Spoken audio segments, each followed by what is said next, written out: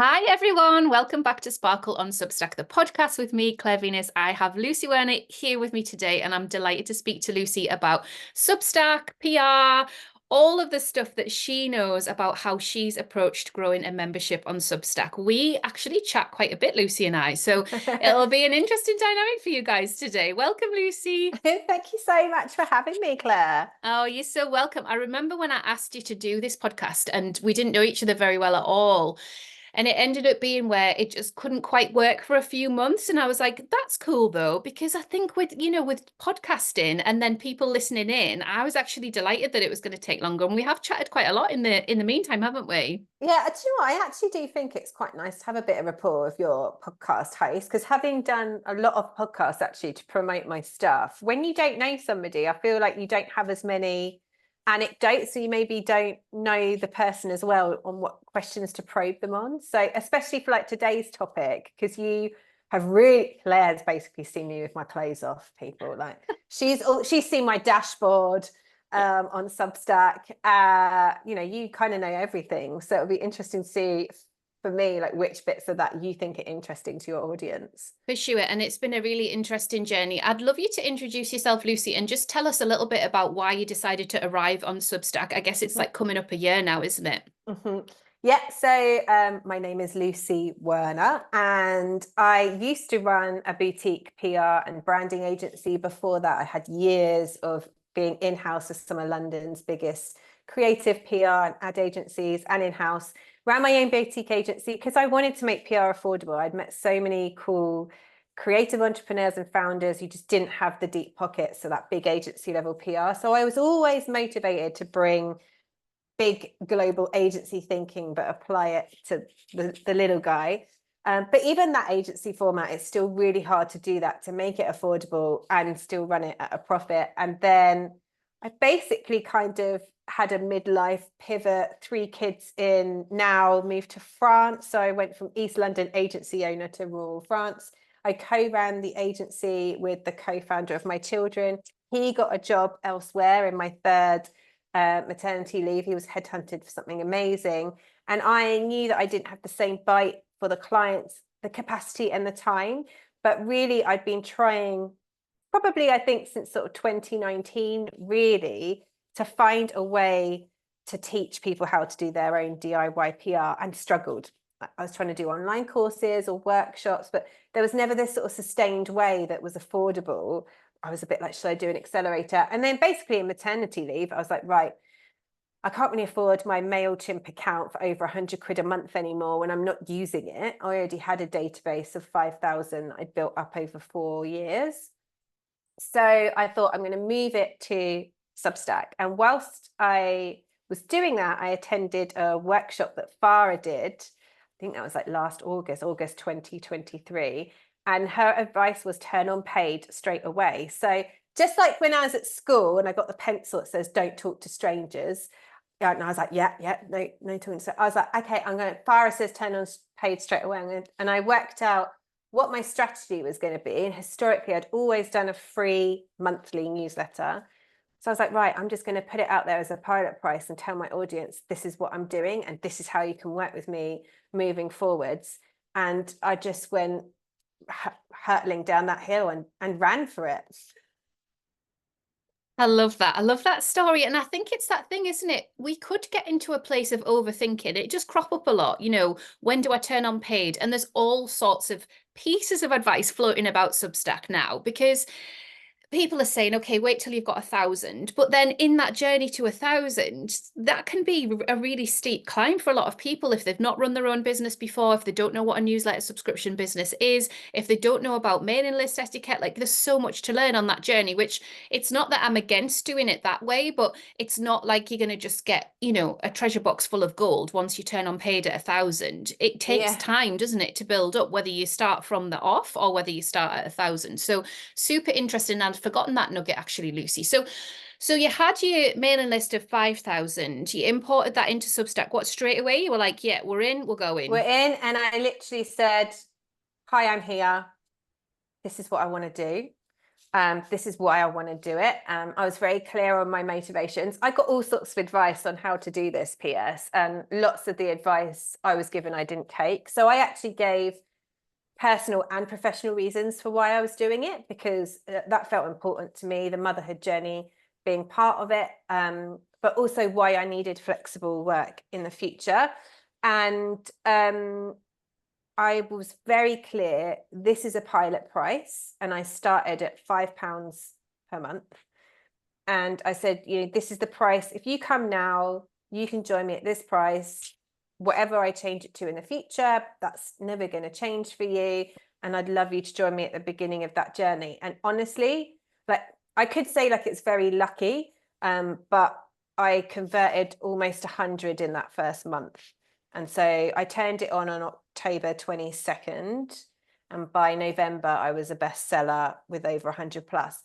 But I'm always very like, yeah, but it wasn't like in 1 month, really. It was the 5 works before then, because I'd written a book in 2019, I'd written a book in 2021, and I really started to build my profile from 2019. I'm talking like I gave out one piece of free advice on Instagram every single day from in 2019, I did it every single day. And then I continued doing that quite a lot in 2020 as well. I was doing talks for free. I was doing workshops for free because I wanted to practice being a speaker. I wanted to practice being a workshop host. So I really took my time to learn the craft, I guess.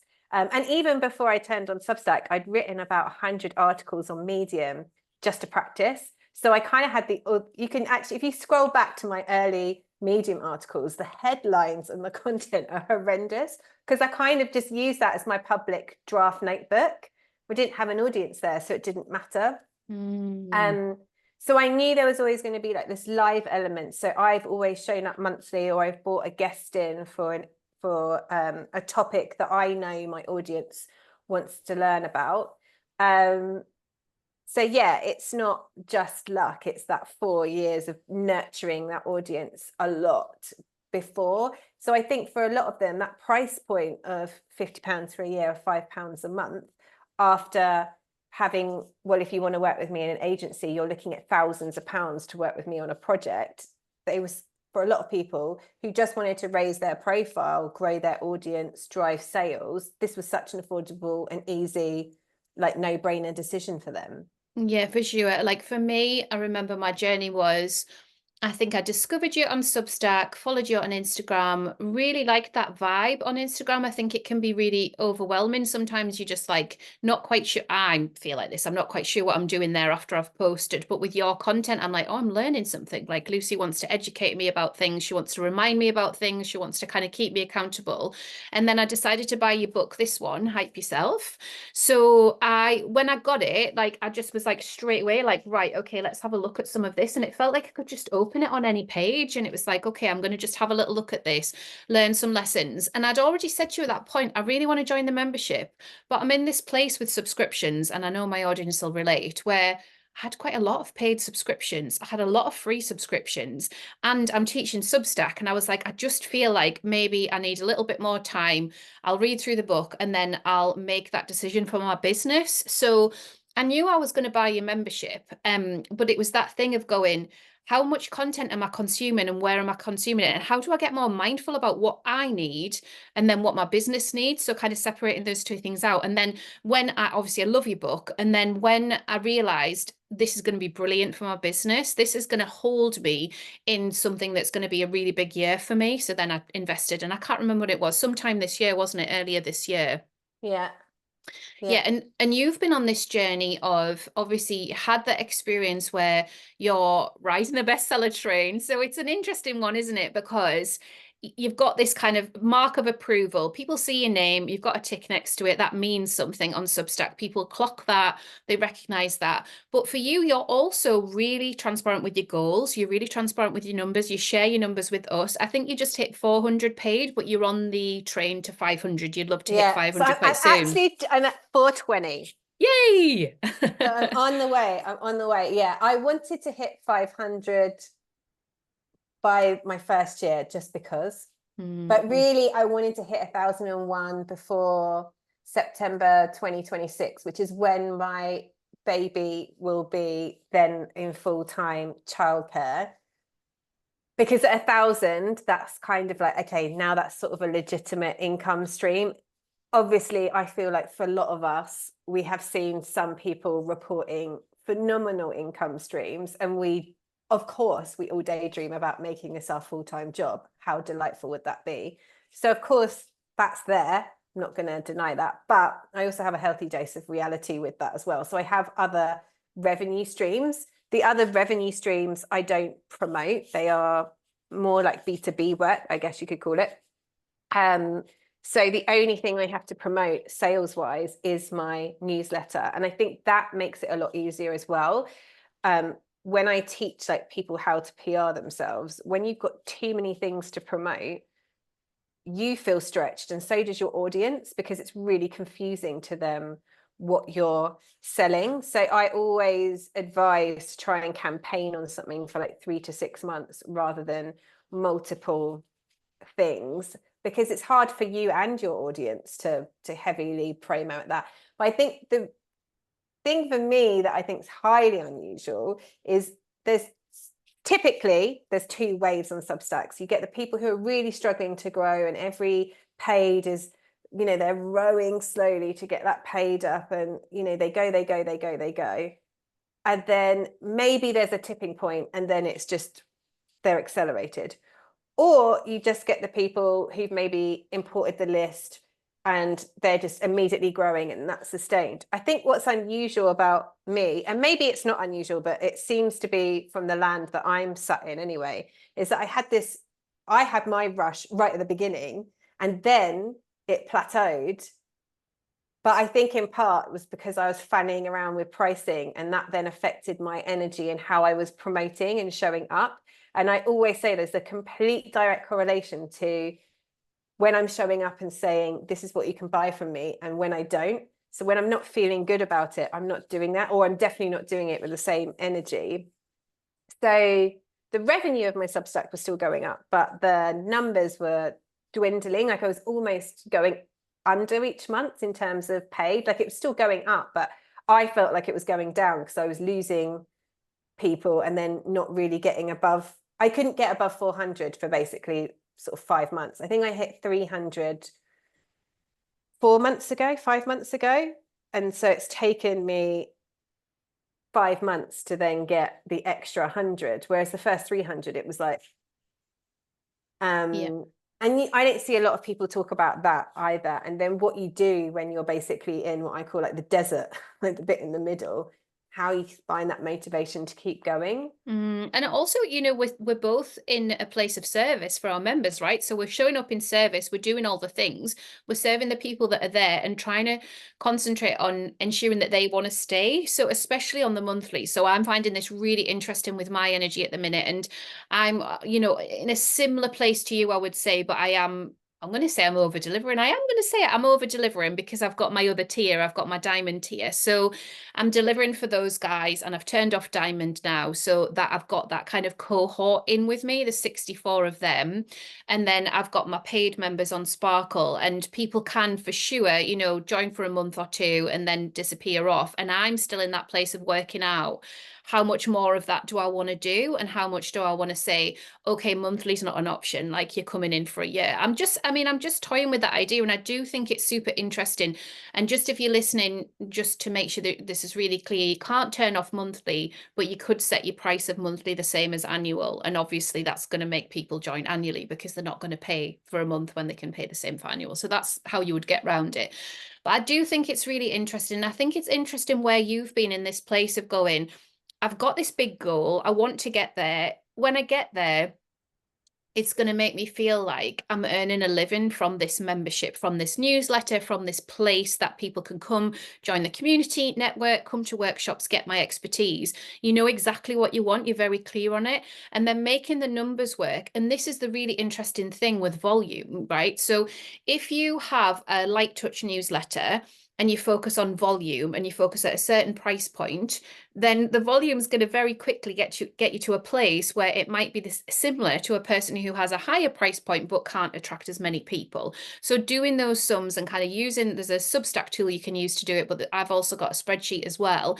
I think there is definitely for all of us that place that we get into where it's really hard. It's just hard to work out which way am I going? What am I doing? It feels like such good value to offer, under £10 a month or whatever for membership and all of those resources, but that is the model. So tell us a bit about that price point, Lucy, and the journey from the £5 price point to where you are now. So I think when I did the workshop with Farah, she said that the average was between 5 and 7. So I think I was like, okay, well, I'll start at the base. And then I decided after about 2 or 3 months, so I'd already hit my 100. I was like in my flow. I was getting the calls set up. I was like, okay, I'm gonna get ready now, and I wanted to push it up. So I kind of let everybody know I was moving it up to 7. So it was like 7 a month, 70 annually, and that felt pretty good. I did it was my birthday in January and it's New Year, and I think that's always a good time to capitalize. So I did do a bit of you can come in at the original annual price of 50 a year if you come in the next week. So that was also a pretty good promo. And then I kind of really wrestled with my strategy, because I know that on Substack people don't really want to play for more than £5 or £6 a month. £7 felt like maybe the upper limit, and I was kind of feeling a bit like, but I'm not a writer in the traditional sense. I do have some personal essays and some creative writing, but I'm not just sort of sharing a list of things I like. This is a business service. You could expense it if you were getting this off of Substack. Business memberships off of Substack cost so much more. And also, I think for me, I don't want somebody to come in just for a month and leave. Not because I feel like, oh, they can just come in and steal all my resources and go. If they want to do that, that's on them. They can just be a thief. It's more that to build PR momentum, it's a muscle, right? Just like you can't just train for a marathon in a month and be like, okay, yeah, I'm there now. It doesn't work like that. It takes time, and we have wobbles. You don't get a reply to a pitch. You get stuck on who to pitch to. Your pitch gets accepted, and then you need a new idea of what to pitch next. All of these things. So I want to be there to keep people accountable and to keep giving them ideas, because for me, the crux of my newsletter is PR is not just getting into press. It's everything you do to raise your profile. And so many people find it excruciating and icky. And I just want to show them all the other ways, big and small, easy and hard, that you can use to get yourself out there, right? And I started to look at other business memberships from maybe other women on Instagram who have had one successful business and now they're business coaches type things. And they're easily flogging memberships at 20, 30 quid a month. So I thought, okay, I want people to come for a year. I'm going to charge 150 a year, but I'm going to make it 20 quid a month. Then nobody will come monthly.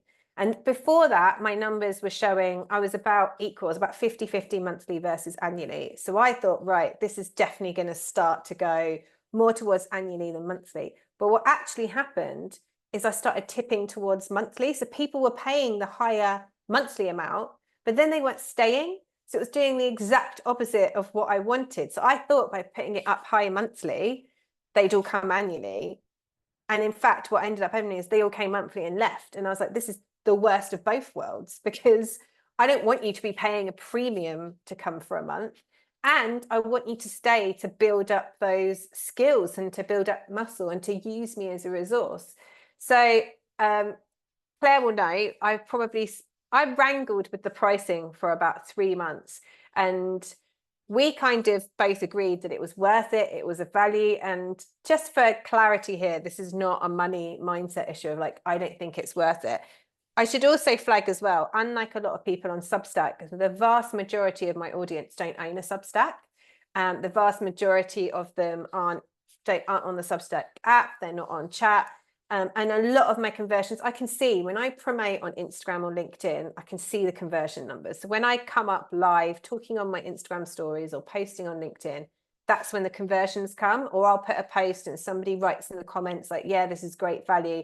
They come. So I'm not converting necessarily from Substack directly. It's typically people are seeing me elsewhere. So I also use that as an excuse to think, well, people off of Substack will be happy to pay more money because they're not into that Substack mentality of like, this is the limit of how much I want to pay. And then actually, just like I paid to kind of get advice from you, and I've paid advice from other people in the past about learning to grow a newsletter or for Substack advice, I paid another person to do like an editorial and data audit. The editorial audit I'm still waiting on, but the data audit was super, super clear that there was a sweet spot where my audience were coming in, and the pricing of £20 a month and 150 was way outside of that.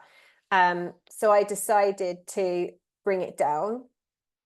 And then as a direct response to that, I don't know if that's because of the energy that I was showing up in, because I didn't feel awkward anymore. Because I definitely think there was a bit of, when it was £20 a month, it was definitely bringing in a different type of person. Maybe somebody that owned an agency. And I just thought, no, I don't think you're actually even going to be able to use this. Like, you're not going to get the benefit from it because you're too busy. I typically work with smaller entrepreneurs, solopreneurs, or maybe a team of like 3 to 5. But once you're talking like about a staff of 30, unless you've literally got that time to do it, or there's someone in your office to do it, I was like, this is not, I don't feel like you're going to get the benefit from it. As soon as I brought the pricing back down, I literally went up by 30 people in a week. Just absolutely incredible, that story, and especially like you being able to share how that all felt and bringing the audiences in from other places, because we forget about that. You know, we've been online for a long time and we have got other profiles, even if they're relatively small. If we're clear with our audience about what the value is, it doesn't matter that it's hosted on Substack. Like, that's like me kind of going on, by the way, it's hosted on Podio, which is what I use for our courses. Nobody's bothered about that, are they? So it's just getting them into that space and getting them comfortable with what they're going to receive and how to access the resources. And I do think people forget that, and they would presume that people are just coming through the network, because we do get a bit of that as well, don't we? Super, super interesting. When you dropped it back down again, so are you currently at £8 and then 80 for the year? Yeah. And so you've had people come in, and that's just been a few weeks, hasn't it, Lucy, that kind of shift down? And I had to publicly, well, I didn't have to, but this is just my moral stance. There was a phase on Substack when I joined where everybody was leaving Instagram, to the point that it was almost making people who still wanted to be on Instagram, I think, feel a bit rubbish, because they were all like, it's so bad, it's this, it's this. And they were all leaving to this great noise. Fanfare. Oh, there was a fanfare. It was everywhere. And then they all came back on. Not a word was said. Snuck back on there. Oh, not one word. And I just thought, you've kind of almost made a lot of your audience feel bad for doing something, and now you're not doing it. And I was very public in that. I don't do promotions. I don't believe like this is just writing. This is a business service. I'm worth this. This is the value I am. So I thought, I can't just have gone out there like every day about this is why I'm worth it, and this is why I'm doing a 40% discount annually, and then just quietly put it back down. For me, that's a PR crisis waiting to happen. And I guess really one of my values is transparency, like for better or worse. So I did put a piece out to explain why I changed the pricing. And actually, as much as I kind of bit my nails and didn't sleep, I mean, you know, Claire, because I was texting you the night before going, I'm scared what I'm doing tomorrow. That actually converted more paid than some of the expert articles, like the advice pieces that I write. And I think people just valued the honesty of like, yeah, I said this and it turned out I was wrong. So it's just highly relatable, Lucy. I feel like that, you know, in terms of getting to know you over this last year, whereas other people I've read, if there's an incongruence, it's like I sniff it out. It's like, you said that, and now I'm here, and I'm just not really sure. Yeah. When you take us on your journey, and your journey that's going on in your heart and your mind behind the scenes, you know, chatting to your husband, chatting to me, all that stuff, it's like, it's so relatable, because that's who we are as humans. Like, we can't pretend that we just don't care, you know, and then show up with a really caring brand. It's just, it doesn't work, does it? So I was really glad that you did that. I mean, it's obviously really, really difficult on the money side, because we want to make sure that we are being valued and that people are there for the right reasons and stuff. But we've talked about before, sometimes you do get people who pop on in and pop on out, and maybe they took a few things and maybe they learned a few things. And it's the nature of having something that is open like that, where people can just pop in for £8, or, you know, in my case, £11 on Sparkle. And it's sort of, I guess energy wise, I've kind of just accepted it. I'm like, okay, this is part of it. You know, free trials are another thing with that. And people do wrangle with, should I be doing the free trial? Is 7 days long enough? Shall I do longer? Shall I do a special? There's infinite options, guys. Infinite. Just so many. So I think what we're hearing from Lucy and what I know from my journey with Substack is it just needs to feel good, aligned, congruent. And you Yeah. also, you know, you might want to experiment for like a period of time, 2 to 3 months. You might want I to bring in somebody who's going to have a look in the back end for you. I 100% knew when I did it, I was going to trial it for at least 3 months. And I think actually I gave it 4 months at the end of it. But I probably knew for the final month, I was talking to people who were like, no, no, no, keep it as it is, keep it as it is. And it just never felt right. And then I spoke to one of my friends who actually works in like tech in San Fran, who was like, that's too much. You could just pay for ChatGPT. I'm not going to pay for that. Like he was so blunt about it. He was like, yeah, like if it's between like $5, $7, fine. I'm not going to pay you 20 quid a month. Why would I pay? I could just get ChatGPT. And he was listing off all the sort of software programs you can get for 20 quid a month. And I was like, yeah, I can't really compare myself to that. And that's fine. I wasn't trying to compete against that. But as soon as he said, just bring it right down, just tell your audience why you've done that. It felt really good. And then I still sat on it for another 2 weeks, but it was really when I got that data looked at properly from somebody external who does like data audits that I was like, okay, it's now not just like a hunch or me feeling which way. The data proves it. And so I also, I'm not going to lie, there is that dopamine hit when you see somebody coming on paid. And there is that argument to say, but if the revenue is still going up, then it's just an ego thing to need to have more people paid than the revenue. But even though people are paying less, I've had a bigger revenue increase in the last month than the previous 3 months. And I think that dopamine hit of somebody coming in paid then spurs me on to keep on going.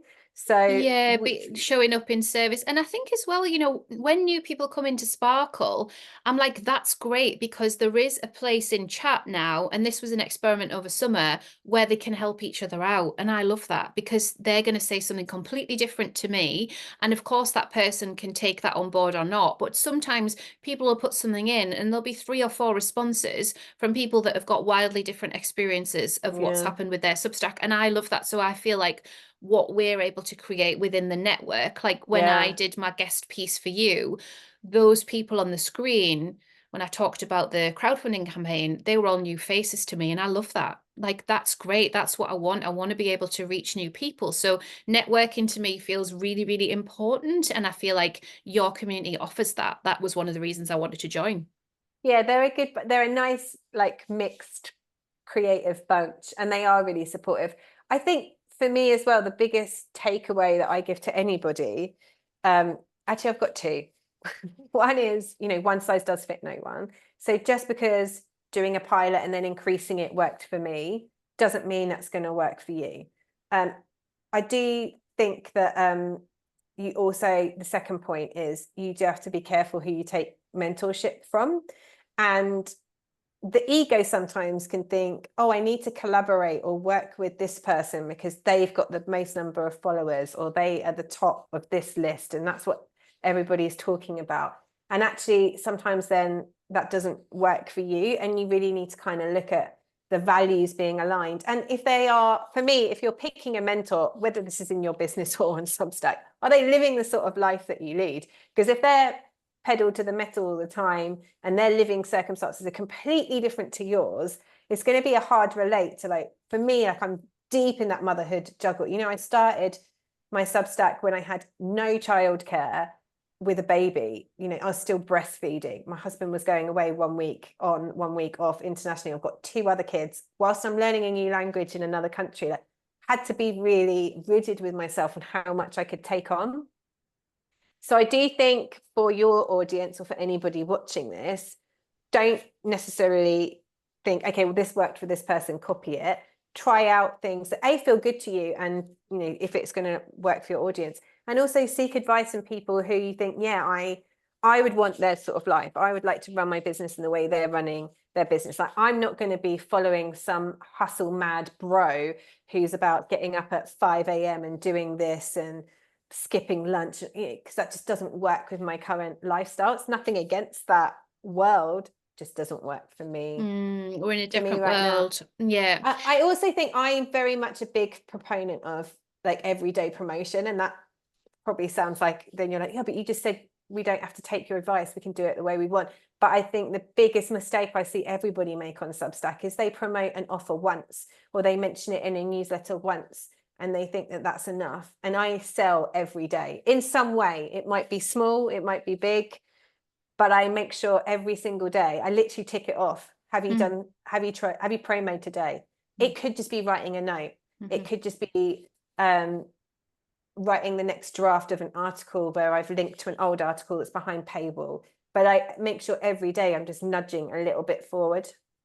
Yeah, I love that. And one of the coaches that I really like to work with says that as well. So she calls it income producing activity. So she can be quite hard on it, but she's like, if you're not doing income producing activities, make it the first thing that you do, because otherwise you just got an expensive hobby. And I do feel that, I feel I've learned that. I feel it's a muscle. I feel like it's exposing. It can feel difficult. I feel you can burn out. Obviously I've had a big summer with the book, How to Build a World-Class Substack. Here it is. And I wanted to bring this up because I booked you for a PR session. Hold on a minute. Stop right there. You've just done an absolute PR fail. Read that book title out slowly for your audience that don't know about it. Do you know why? Because I'm super blocked about it, No, right? she So can't. I'm gonna give you the reason behind the scenes why I'm blocked and why I've just whipped it in and whipped it out.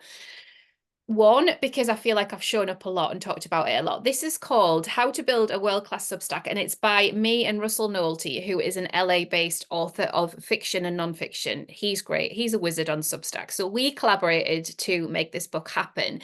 And it was launched as a pre-order experience on Kickstarter. So the book had an endpoint, so people had to order. But of course, what happens, people go, Claire's got a book out, I'll get that book from her. So since the Kickstarter closed, I've got lots of messages in all of the portals, LinkedIn, YouTube, Instagram. I don't go on X, Substack, can I buy the book? And I'm like, not really. Although there's been a loophole because Russell sent me extra copies because I'm doing a partnership with a local bookshop. So if you're in the UK, you can actually get a copy of the book. You can write to me. I've got it set up on my system. You can buy it. But we wanted to give exclusivity to our Kickstarter backers, the people that pre-ordered, and we wanted to give ourselves a cooling off period to see what we wanted to do with it next. So we're in that cooling off period. So that's why I whipped it in and whipped it out. I'm like, don't message me to buy it. PR, no. Not on my watch. Are you going to quickly splurge something out and move on? People could be watching this for the first time, Claire, and they don't know about your book. So also, it's my podcast, but it's about you. So that's always in the back of my mind. But the reason I'm bringing it up is because of this brilliant PR session that I had with Lucy. So one of the things that I wanted to contact Lucy about was I had the book and we were doing a summit. So I've never run a summit before. I've done lots of festivals and events. So I was like, Lucy, I've got a summit to promote the book, but the summit is also an act of service. And then I'm promoting the book. What are your thoughts? What should I do? And in the book, so I went through it's here, all my lists of who I was going to collaborate with, and these were all ideas from Lucy's session, and I wrote down how much audience they had because it's public on Substack, and most of these were Substack. There was a couple that weren't, and I totaled it all up. So I worked out that I was going to get to over 40,000 people, if everybody opened their emails and all that. But that was like my stretch, it's like, okay, over 40,000 people, because I wanted to have this sense of I've done enough. I've sent the book out, I've sent the press release out, I've contacted these people, we're doing collabs and stuff like that. So it really helped me to just work through who were the adjacent audiences, who would be interested, and try and do something different for all of them. And it was actually really fun. I really, really loved it. And I wanted to say that because I think at first I was like, oh, PR, well, normally, in the arts, somebody has a job, they do a press release, the paper print it. But this was something else entirely. This was like a living, breathing opportunity for me to meet other humans who were like on Substack or not, and chat. They would ask me questions I'd not thought about before, and I was on the spot to answer them, and I loved it all. It was great. But I think that's why the whole back to the PR isn't just writing a press release and sending it to journalists. It is showing up live, it is collaborating with other people that have a good audience match. And I know historically, like there's somebody that I've collabed with on Substack, pre-Substack, and she probably had the smallest audience on Instagram when Hype Yourself came out. But when she shared my book on her Instagram, I could see the line going up on Amazon Author Central. I think at that point she had less than 1,000 followers. And then somebody else who was like a big guns influencer, he had like over 120K, talked about my book in her story. She did a really nice job, but it wasn't an audience match. She's kind of like a motherhood comedian. Her audience don't care about how to promote their businesses, nothing happened. So I do think it is not letting that ego control us of like, I need to be in the Times, I need to work with this influencer, and I need this name to endorse it. Is finding people where the audience match is fully aligned. For sure. Yeah, I think, and there was a couple of big names on my list before because these were all people that had said yes. And it was one of those moments where I was like, if someone on the Substack staff could get behind this book, that could change everything, right? So it was like, I knew that in my mind. I'm like, if someone on the staff team says, these two people have written this book, it's quite cool, or anything, like they could have said anything. But then being realistic, how are the Substack team going to endorse two other people who are just using their platform and kind of, experiencing it the way they are? So I knew in my kind of savvy mind's eye that probably won't happen, but it'd be quite cool if it did.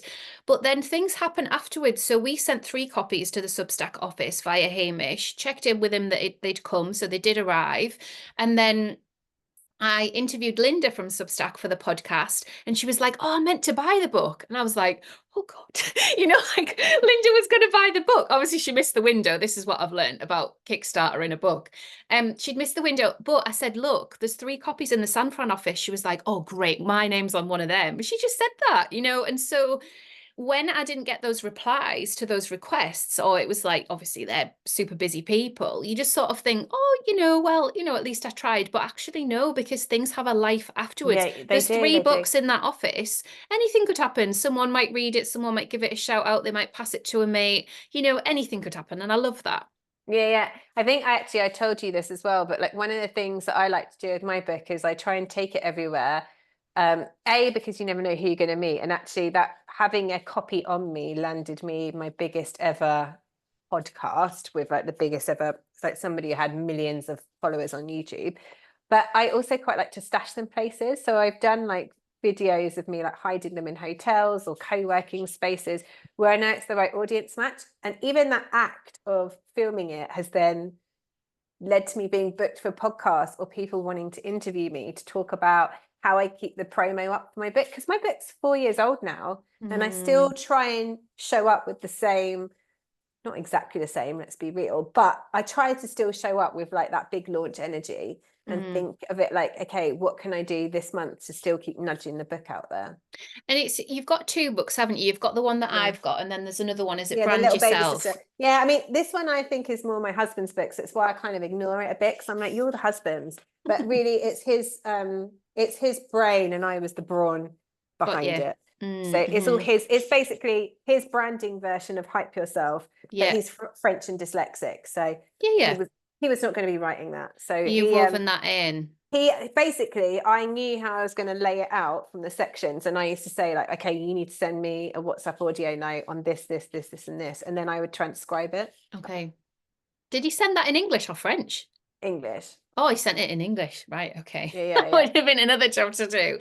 And then are you working on another book? Because I think I saw something on Instagram that there might be another book. Not like you've got enough to do with learning French, living in another country, bringing up 3 kids, running a really successful Substack. There's another book in the office. So I have got a 3rd book coming out, but that's my publisher are doing a limited edition run of 10 books that are like Coach Yourself in 6 minutes. So it's going to be a version of Hype Yourself, but it's just called No Nonsense PR, and it's part of like a 10-book set called 6 Minute Smarts by my publisher. So that was a bit of work, but it wasn't loads of work. I do have like a 4th non-fiction book in my head that I have.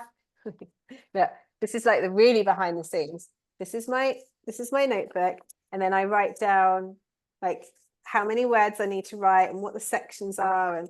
And whenever I write books or do any projects, I have pages for my promo. So as the promo ideas come in, I'm already thinking about promo before I've even written the book, sort of thing. But it's a tinkerer. I think it's going to take me a while, but I am actually very inspired by you to do a Kickstarter on that once I'm ready. But I'm literally like 4,000 words done. So I'm like sort of saying it out loud so I'm held accountable, but yeah. I'm being easy with myself. I get that. Watch this space. I do think it's really interesting what you said about promoting that one thing. Like that just really, really like resonated with me. You know, that whole I'm going to show up and I'm going to promote this newsletter because the other work I know is just chilled. I wonder, I know you work with loads of creative businesses, and this is why I'm asking also selfishly for myself. We once had a conversation where I was like, okay, Lucy, I've worked out, I've got 9 income streams here. And you were like, mate, that's a lot. That's maybe too many. You want to have a think about that, you know? So I'm in this phase now where in my gut, there's one more thing, like there's one more element of what I want to offer in service to the world, but it will be a big push to like get it launched and get it out before the end of the year. And I thought that I was going to do it. And I'm settling back down into this place of if I don't do it, what does that mean? Because it just feels like I've just done so much with Sparkle in this first year and it's all brilliant. But I feel like I could just sit at the top of the mountain for a bit, you know? Not stop, but just be like, I've got Sparkle. That's kind of enough for now. Like I do other things as well, like I mentioned, but there's this bit of kind of leaning into as a creative business, that goal setting and that kind of keeping on, keeping on. How do you decide where to put your energy? You know, you've had that time where you've had really limited energy and you've had to really make the time count.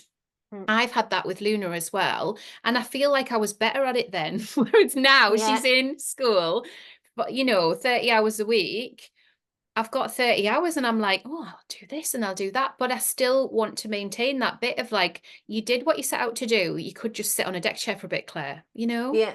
I mean, I am I'm very like goals orientated. Like I like to be set a task. Like I got really angry when I shared on Instagram that I'd just gone for my AD French exam, which is like advanced beginner in the DELF. And somebody in the comments who's like an expert at learning languages was like, that's not how you learn a language. Like you learn a language by total immersion and speaking at home. And you're like, I don't have time to explain to you why.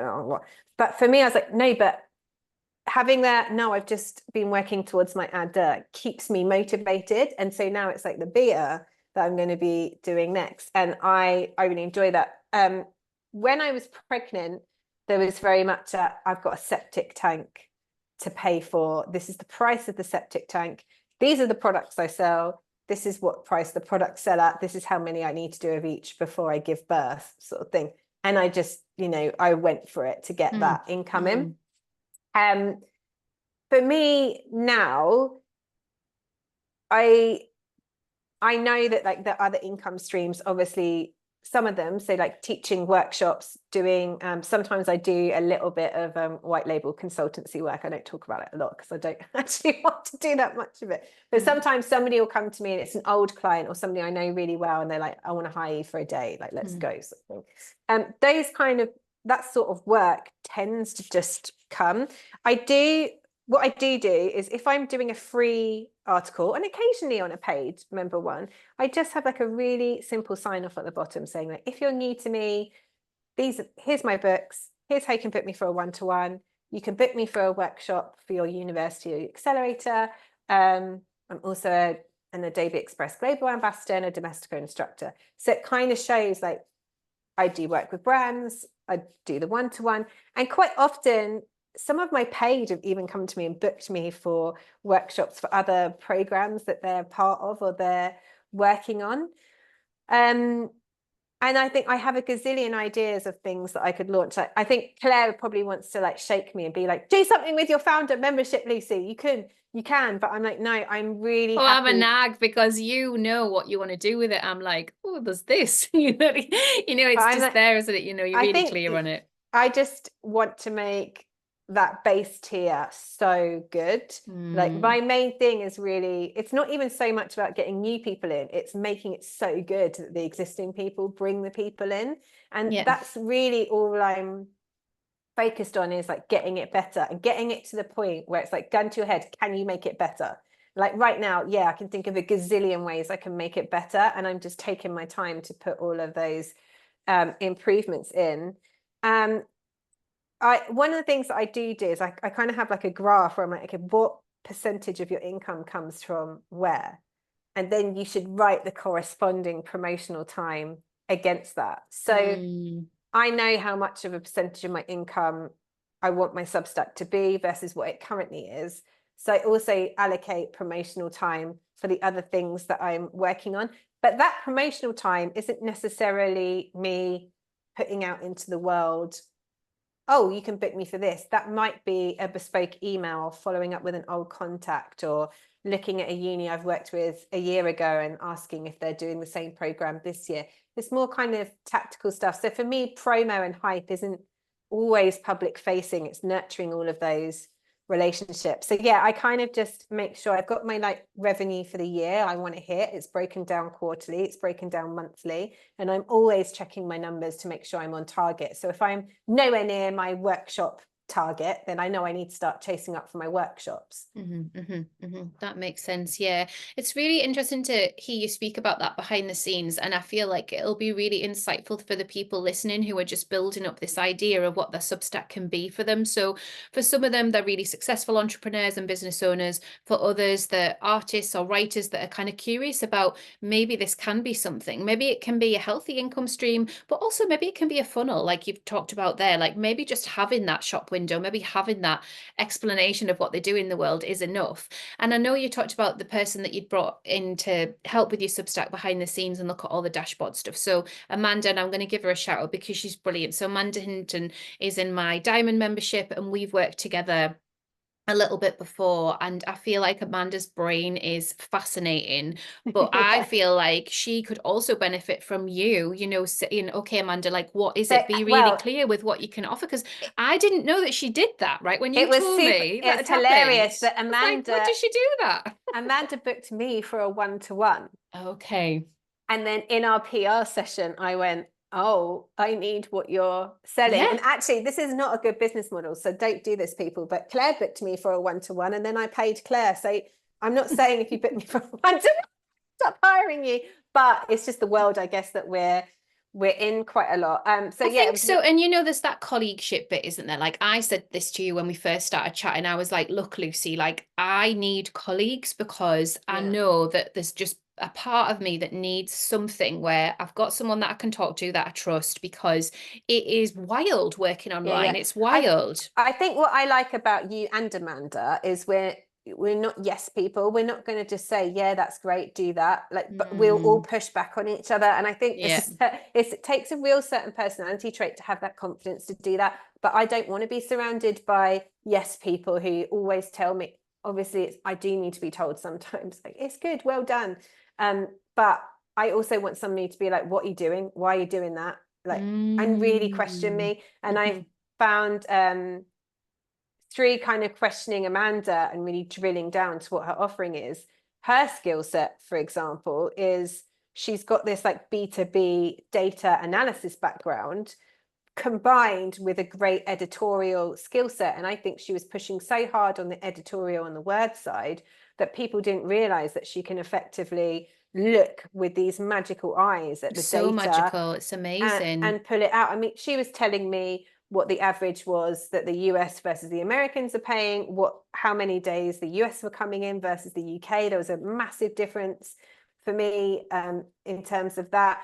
She could literally put all the data out and be like, this is the price that your audience are happy to pay. Incredible. And like before that, it was just literally like, well, so-and-so is paying this and so-and-so is paying that, and this is what some of the people are doing on business, and this is what some of the people are doing on education. So to have somebody completely external with no bias just go, the data says this, was amazing.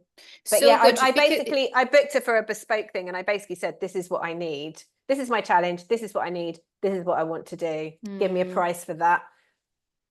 I think it's super brave as well because you knew things were feeling slightly off, so you knew you needed that extra bit of support, and who knew? So you've heard it now. Go and seek out Amanda. Go and see what she's up to. She did a brilliant survey as an act of service to Substackers, which was a lot around what we were willing to pay, how many we paid for, all of that good stuff, and she got quite a lot of people. She wanted like 300 and something, I think, when we first started working together. So I gave it a big push in a couple of places, and that really helped. And I think you did as well, Lucy. And I think it's just that thing of like, we're all in service to each other because we're all figuring it out as we go. And yes, there are things that we can learn and glean, but it's shifting and changing all the time. There Yeah, are new yeah. people arriving all the time from different platforms.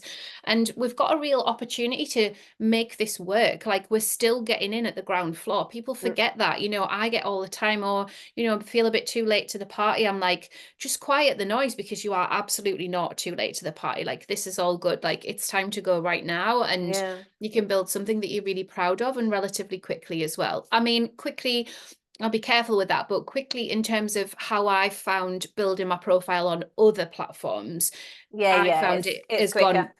gone I a think bit. for me as well, it's going like with the energy. So I don't like, there's so much about energy and seasons. Like, I don't like to kind of sit quietly in winter. Like, as we're ramping up into winter, like that's when I get my flow. Like, summer's done, now feels really good. And I remember saying to Amanda, I think I was down to like 489 or something when she came on. Everything was down on the dashboard. I was like, babe, this is a great day for you to take a screenshot, because it's literally like everything's grey. All the arrows are like angrily screaming downwards. And I was like, I'm going to hit 500 in 6 weeks. And she was like, oh, Lucy, I was like, watch me. And, and there's Here this I bit of, go. yeah, I was literally like, I'm going to do that. Now, I don't think I can get 120 every 6 weeks. I just feel like with this new pricing, new editorial schedule, energy, that I'm going to be like, okay, relaunch, year anniversary, back to school. Like, that's a really good Mm, time for me. But I'll be more realistic, like in other months, as to how much I'm going to get based on, if it's the right time of year. I don't think summer's a great time to do a push, to be honest, because everyone's a summer holiday, they're out of office. A lot of my audience are parents, so they're doing the juggle. I'm doing the juggle. It's not a good time. If you're in the office, you've got people out of the office. For me, it's yeah. like a bit, yeah. But I love that September back to school energy. So I'm like, let's go. And I don't mind sounding a bit delulu and deranged when I'm like, yeah, I'm going to do that. Because if I don't do that, I'll at least have tried to have done that. And Yeah. I feel like when I come with that energy and I'm like, come on, let's go, let's get it, Mhm. let's do this. It inspires other people to do that as well. And again, it goes back to that. If I say I'm going to hit 500, well, I can't just sit silently every day. It's like, I've got to go, I've got to push. And Mm. it's the same for like people, if you're doing a Kickstarter or a book launch or anything, it's like, you've got to keep that momentum to get people along, because they forget, they're not listening, they've read it, they're going to do it later, they've forgotten about it. And I think so much of the time when we're promoing, we think everybody's watching everything we're doing, and they're not. Like, I saw you promote the book so many times and I still didn't do it till the last day. Did you? That's so interesting. And I did ask a few people, like, how much are you seeing this? Because I feel like I'm exhausting myself here. But No. part of that is a mindset issue as well, because, you don't want to take up too much space. You don't want to be annoying, all those things. So I did work on some of that. But yeah, I think it's super interesting. And I think with goals, like, I definitely said 10,000 this year, free subscribers. And at the time of making that quiet goal in my head, I wanted 1,001 paid for the next check mark. And then things shifted, more Substack educators came into the space.